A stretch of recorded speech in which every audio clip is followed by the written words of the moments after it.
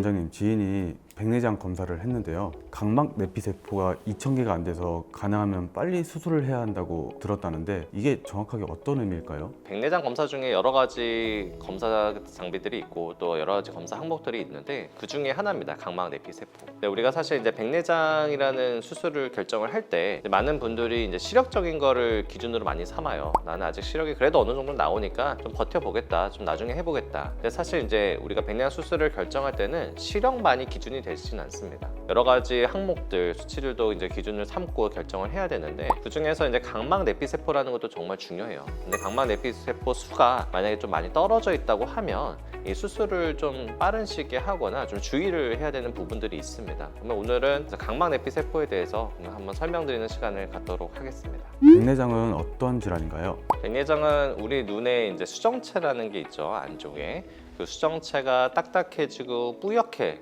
되는 현상입니다. 빛이 눈에 들어오는 과정에서 이제 딱딱해지고 뿌얘진 수정체가 빛을 또 방해를 하기 때문에 깨끗한 시력, 깨끗한 시야를 좀 방해하게 되는 그런 증상을 일으키는 질환이고요. 나이가 드는 원인이 가장 크기 때문에 노화의 일종이라고도 생각해 볼 수 있습니다. 다만 이제 백내장이 수정체에 생기는 양상, 위치가 사람마다 다 다르기 때문에 사람마다 느끼는 어떤 시력적인, 시야적인 불편함은 다 다를 수가 있어요. 더불어 이제 딱딱해진 수정체 때문에 조절력이 떨어지기 때문에 백내장이 생기면 이제 노안이라는 증상까지 또 함께 생기게 됩니다. 각막 내피세포는 어떤 역할을 하는 건가요? 우리 각막이라는 검은 자는 여러 개의 층으로 나눠져 있는데 각막 내피세포는 가장 안쪽 층에 있는 층의 내피세포거든요. 이 각막 내피세포는 이제 각막에 들어오는 수분을 어떻게 배출해주는 역할을 합니다. 그래서 노폐물들을 좀 배출해주고 수분도 배출해줘서 좀 각막을 투명하게 만들어주는 청소부 세포 같은 역할을 하는 거고요. 이 각막 내피세포가 건강하게 활동을 해야 결국 우리는 투명하게 선명한 시력을 볼 수 있는 겁니다. 각막 내피세포가 그 대신 손상을 당하면 당연히 문제가 생기겠죠. 각막 내피세포에 세 가지 특징이 있다고 보는데 일단은 재생 능력이 좀 떨어집니다. 우리가 여러 가지 원인에 의해서 각막 내피세포가 손상을 받거나 이제 감소를 하게 되면은 이게 잘 재생이 되지가 않습니다. 둘째는 이 각막 내피세포는 나이가 들면서도 자연스럽게 감소합니다. 매년 한 0.5% 정도의 세포수가 감소한다고 되어 있고요. 그러니까 한번 감소하기 시작하면 이제 돌아갈 수는 없는 겁니다. 그리고 세 번째는 우리가 염증을 앓거나 예를 들어 눈 속에 수술을 하거나 하면은 급격하게 떨어질 수가 있습니다. 근데 이게 급격하게 떨어져서 내피세포가 그 역할을 제대로 못하면 각막 부종이 생기거나 혼탁이 생겨서 시력에도 아주 치명적인 영향을 줄 수가 있습니다. 그러면은 백내장하고 각막 내피세포가 어떤 관계로 이루어져 있는 건가요? 일단은 백내장 자체가 눈 속에서 진행되는 수술이기 때문에 이 백내장 수술 행위 자체가 각막 내피세포를 손상시킬 수가 있습니다.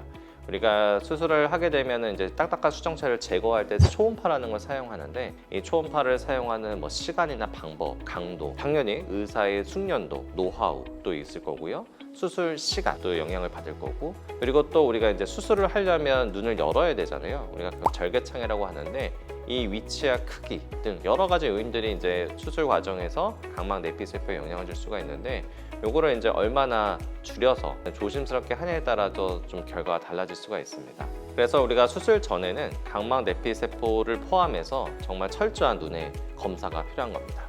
우리가 이제 백내장 수술을 하기 전에 이 수술의 위험도를 평가하는 여러 가지 기준들이 있습니다. 이제 그 중에서 각막 내피세포와 관련된 기준들도 있는데요. 제일 중요한 거는 일단 절대적인 각막 내피세포의 수고요. 그 다음에 이 내피세포의 모양의 균일성. 이 내피세포가 정상적으로는 정육각형 모양을 유지해야 되는데 그렇다면 이 육각형 세포 모양의 비율은 어떤가? 그리고 각막의 두께. 그리고 우리가 수술을 하려면 공간이라는 게 있어야 되는데 그걸 전방이라고 하거든요. 눈 안쪽 공간. 그래서 그 전방의 깊이 그리고 백내장의 정도, 가속 정도. 왜냐면 백내장이 딱딱하면 딱딱할수록 우리가 초음파도 많이 쓰고 무리한 동작도 많이 해야 되니까 이런 항목들을 또 평가를 합니다. 평가를 해서 점수를 매겨서 점수가 높으면 높을수록 우리가 내피세포와 관련된 위험도가 늘어난다고 되어 있어요. 근데 내피세포의 수의 그 수치를 보시면 2,000개를 기준으로 잡고 있고 2,000개 기준으로 떨어지면 떨어질수록 점수가 높아지면서 위험도가 높아진다고 생각하시면 좋을 것 같습니다. 내피세포가 2,000개 이하일 때 수술이 어렵다는 게 맞는 걸까요? 수술이 어려운 건 절대 아닙니다. 수술은 똑같은 과정으로 이루어지는데요. 다만 수술의 결과가 달라질 수가 있습니다. 우리가 이제 각막 내피세포가 계속 감소해서 정말 문제되는 수치가 되면은 각막에 부종이 생기고 혼탁이 생기면서 시력이 분명히 떨어지거든요. 근데 우리가 이제 젊은 나이 때 우리가 내피세포를 측정을 해보면 대부분 3,000개가 넘습니다. 보통 한 3,500개 전후가 많이 나오시고, 나이가 들면서 제가 계속 감소한다고 말씀드렸잖아요. 그래서 백내장 수술을 받는 시기 정도가 되면 대부분의 이제 어른들은 한 2,000개 이상에서 유지가 됩니다. 다만 앞에서 표에서도 말씀드린 것처럼 이게 이제 2,000개 밑으로 떨어진다. 그때부터는 이 내피세포 손상의 위험도는 갑자기 상승을 하는 거거든요. 근데 이때부터는 정말 수술을 받는 거를 고민하는 게 아니고요. 누구한테 받냐를 잘 고민해 봐야 됩니다. 혹시 이게 1,000개 초반, 1,000개 밑으로 갈 때는 정말 신중하게 누구한테 수술 받을지를 결정을 해야 되는 게, 누가 수술하냐에 따라서 각막 내피세포의 손상 정도는 천지 차이가 될 수가 있습니다. 정말 잘하시는 분들은 웬만하면 손상 없이 이걸 보존시켜 줄 수도 있는 거고요. 정말 예를 들어 뭐 초보자나 조금 이제 숙련도가 떨어지시는 분들 받으면은 갑자기 1,500개에서 1,000개 밑으로 떨어질 수도 있는, 이게 각막 내피세포 수거든요.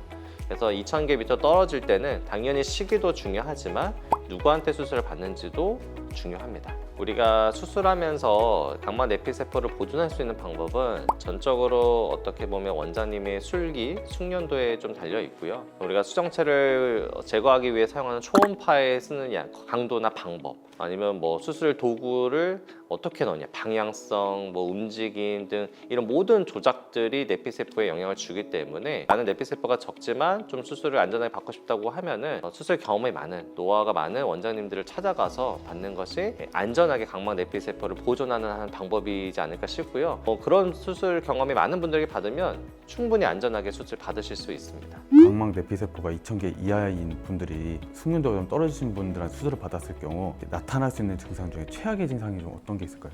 각막 내피세포가 일단은 떨어지면은 이게 말씀드린 것처럼 수분을 배출하는 거잖아요. 수분을 배출 못하니까 각막이 자꾸 부어올라요. 부어오르면서 하얘집니다.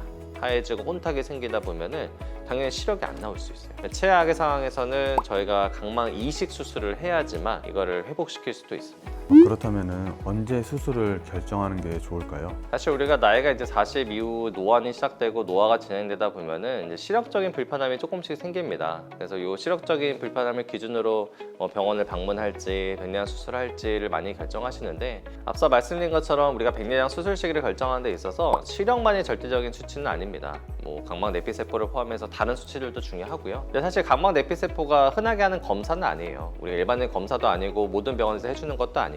그래서 이번 기회를 통해서 혹시 내가 각막 내피세포의 상태나 수치가 궁금하다고 하면 병원에 방문해 주시면 얼마든지 저희가 당연히 검사해 드릴 수 있고요. 그 각막 내피세포의 수치나 건강 상태를 판단을 한 이후에 또 시기를 또 결정하면 되거든요. 그래서 만약에 나는 정말 검사를 했는데 각막 내피세포가 2,000개 이하로 좀 적다, 백내장이 정말 있다고 하면은 수술 시기를 좀 신중하게 생각해 보실 필요는 있을 것 같아요. 너무 미룬다고 좋은 건 아니고요. 적절히 안전한 시기에 수술을 받는 게 안전하고 또 결과를 좋게 만들 수 있는 하나의 방법이니까, 한 번쯤 궁금하신 분들은 병원에 방문하셔서 각막 내피세포 측정해 보시고 그걸 바탕으로 또 시력과 더불어 결정하신다고 하면 충분히 백내장 수술 결과에 대해서 만족하실 수 있을 겁니다.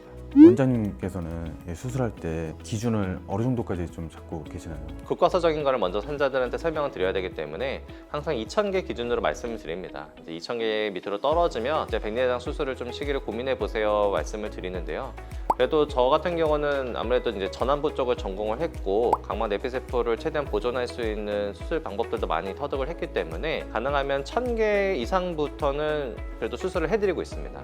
그래서 2,000개 밑으로 떨어진다 하더라도 1,000개 이상이 되면 저는 수술을 안전하게 해드리려고 하고 있고요. 1,000개 이하가 된다, 1,000개 밑으로 떨어진다 그러면은 좀 저도 고민해 볼 것 같아요. 이제 환자분의 백내장의 정도, 환자분의 나이 뭐 이런 걸 판단해서 뭐 제가 직접 할 수도 있고, 만약에 말씀드린 것처럼 그 위험도에 우리 포인트 매기는 거 있죠? 그 점수에서 위험도가 너무 높다, 근데 1,000개 이하다, 그러면 그럴 때는 안전하게, 환자분한테도 안전하게 아마 대학병원에 의뢰를 해드리지 않을까 싶습니다. 사실 이게 백내장이라는 게 정말 쉽고도 어려운 질환입니다.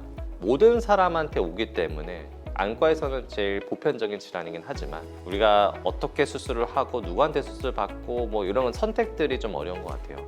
근데 이제 각막 내피세포의 기준만 봤을 때는 이게 떨어지면 떨어질수록 수술 이후의 예후는 나쁠 수가 있거든요. 그래서 각막 내피세포 수가 적다고 본인이 진단을 받으셨다고 하면 시기를 정말 잘 결정하시는 게 좋고, 웬만하면 이른 시기에 받으라고 말씀드린 이유도 이 수치의 감소뿐만 아니라 아까 표에서 보신 것처럼 백내장의 진행 정도, 과속 정도가 늘어나면 또 위험도 높아지거든요. 그래서 백내장을 좀 안전하게 제거할 수 있을 때 내 각막 내피세포를 최대한 보존할 수 있는 시기를 결정해서 하자는 겁니다. 근데 당연히 환자분이 결정하기 힘들겠죠. 그래서 그럴 때는 전문가와 충분한 의논과 상담을 통해서 가장 안전한 시기에 좋은 결과로 백내장 수술을 받으시길 저도 바랍니다. 오늘의 정보도 도움이 되셨으면 구독, 좋아요 부탁드립니다. 감사합니다.